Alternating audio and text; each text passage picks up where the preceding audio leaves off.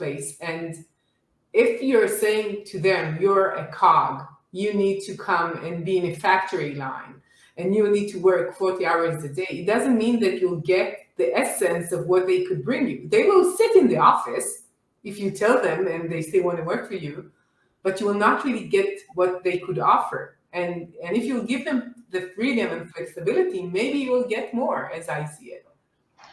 You're absolutely right. And there are folks, I live here in DC, and it's no secret that there are steps to the ladder of success where it's not uncommon to hear people saying, I got this job, it's going to look great on my resume, but really I'm just kind of checking a box. It may be that there are, a large number of people that end up working for Tesla or possibly Twitter if he takes that over, that will say, I now have that I worked for an Elon Musk company. I've checked that box. I'm going to leverage that someplace else. So that doesn't really create a sense of loyalty or personal investment, but it may be a ladder for a lot of people. And that's not to say that that's bad. It's just being aware of the environment and the ecosystem that you're creating. It would be unfortunate for anybody to believe that having that replaceable human being cog kind of mentality was actually creating an atmosphere where people wanted to stay and work for, long periods of time. Yeah, I'm not underestimating Elon Musk. I'm just asking questions. When we're thinking about Twitter, I think that they were the other way around, saying we don't need offices at all. You could come or not to the offices. And I would imagine what will this new management or ownership would do to the company, or maybe he's not going to change anything. I don't know about Elon's plans.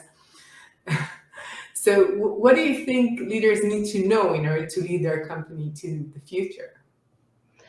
I think that leaders need to be really invested in their own personal development, and that they need to be looking out for the fact that is one of the highest benefits that people are looking for. They're looking for personal development for their own career, so personal and professional development at the individual level, but they're looking for leaders that they have transparent knowledge that those people are also undergoing those same processes. It's been really interesting over the last couple of years when we've been surveying people, both our clients and just, out in the regular community.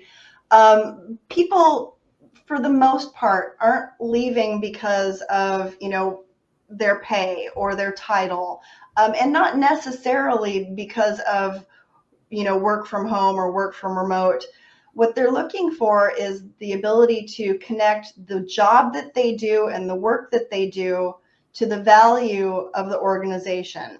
So both the value of the work that they do, contributing to the goals that need to be met, but also the values of the organization, as in mission, vision, and values. They want to be in alignment using the time during their day that they're, expending that energy and that thought and that hard work, to be working for an organization that they feel is a really good fit for them.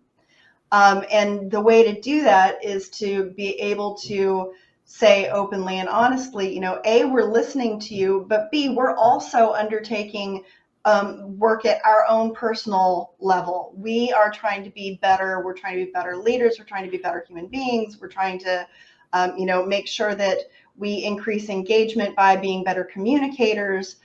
When people are looking for jobs that they think are an improvement upon what they are already doing or what they did in the past, those are the types of features that they're looking for right now. And that's why when we're working with an organization and helping them to get competitive for the next phase, we're talking a lot about, alignment in individual values and alignment in culture, while we're also talking about, the value in operations of focusing on culture and alignment. So we're taking the information that we're gathering and the relationships that we're building within the organization and leveraging that to start talking about, okay, now that you feel like you're being heard, let's talk about the processes that you undertake every day, or the